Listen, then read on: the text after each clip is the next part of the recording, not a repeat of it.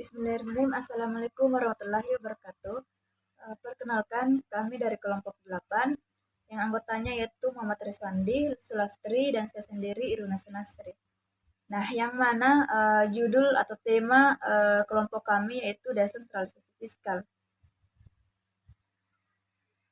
Nah, langsung saja ke pembahasannya, yaitu yang akan dibahas pertama adalah pertama konsep desentralisasi fiskal. Desentralisasi fiskal itu merupakan suatu sistem hubungan keuangan pusat daerah dalam kaitan dengan pelaksanaan politik desentralisasi. Nah, sistem hubungan keuangan antara pusat dan daerah pertama kali diatur secara formal dan ilegal dalam Undang-Undang Nomor 32 Tahun 1956 yang di dalamnya membahas tentang perimbangan keuangan antara negara dengan daerah-daerah yang berhak mengurus rumah tangganya sendiri. Ya, dalam implementasi 4 asas atau prinsip, maka terdapat beberapa sistem pembiayaan, yakni pertama, urusan yang merupakan tugas pemerintah pusat di daerah dalam rangka pelaksanaan dekonstruksi dibiayai dari dan atas beban APBN. Kedua, urusan yang merupakan tugas pemerintah daerah atau Pemda, APBN. Ketiga, urusan yang merupakan tugas pemerintah pusat atau pemerintah daerah tingkat atasnya dilaksanakan dalam rangka tugas pembantuan dibiayai oleh pemerintah pusat atas beban APBN atau oleh pemerintah daerah tingkat atasnya atas beban APBD sebagai pihak yang merupakan urusan tersebut.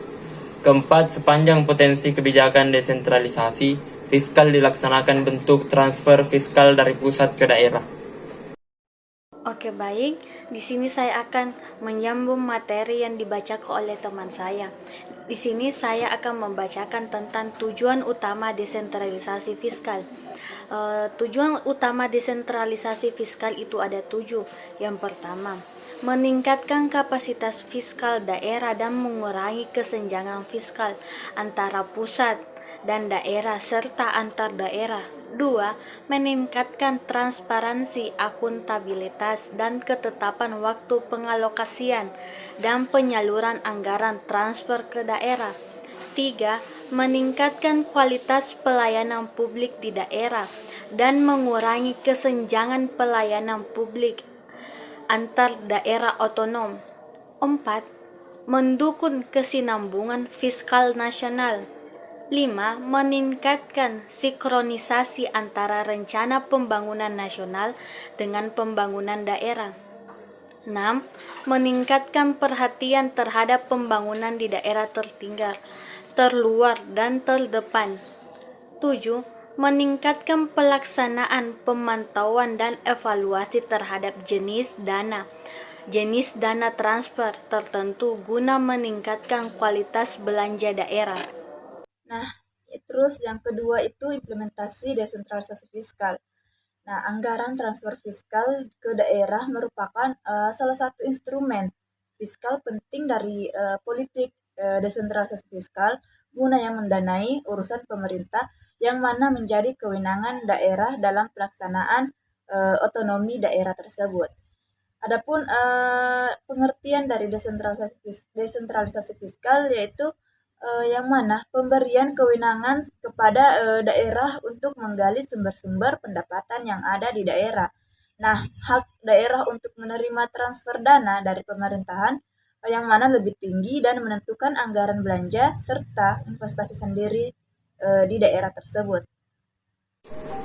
Ya, selanjutnya pada prinsipnya ada 3 variasi desentralisasi fiskal dalam kaitannya dengan derajat kemandirian pengambilan keputusan yang dilakukan daerah, yaitu pertama, pelepasan tanggung jawab yang berada dalam lingkungan pemerintah pusat ke instansi ke daerah. Yang kedua, berhubungan dengan suatu situasi di mana daerah bertindak sebagai perwakilan pemerintah untuk melaksanakan fungsi-fungsi atau atas nama pemerintah. Yang ketiga itu devolusi atau pelimpahan, berhubungan dengan suatu situasi tetapi juga kewenangan untuk memutuskan apa yang perlu dikerjakan di daerah.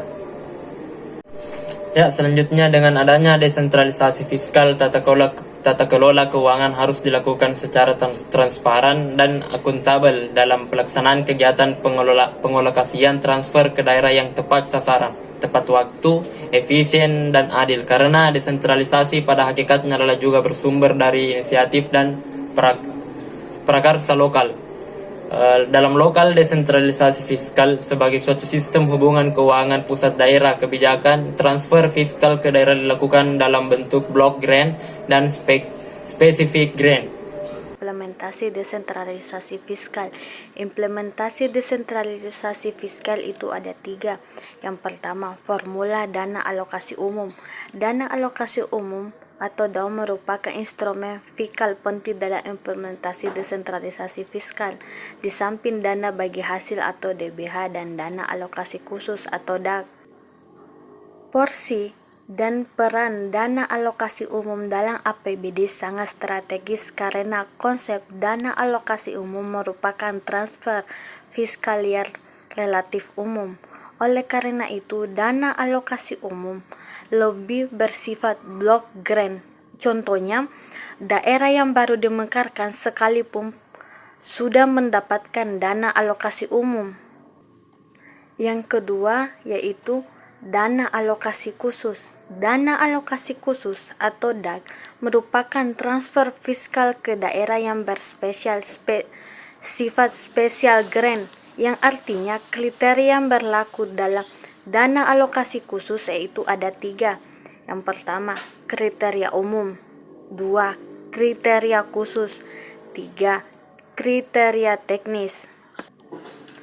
Yang ketiga yaitu kebijakan dana bagi hasil. Kebijakan dana bagi hasil terdiri dari dana bagi hasil sumber daya alam dan pajak atau pajak penghasilan. Besar kecilnya perolehan dana bagi hasil sumber daya alam yang diterima daerah bergantung pada hasil produksi dan harga sumber daya alam, di mana di sini dana bagi hasil itu bersifat desentralisasi fiskal yaitu block grant, di mana dana bagi hasil pajak bergantung pada tarif PPA dan tarif cukai yang dibagi hasilkan, sedangkan dana bagi hasil sumber daya alam terdiri dari pertambangan, minyak bumi, gas bumi, mineral, batu bara, panas bumi, kehutanan, dan perikanan.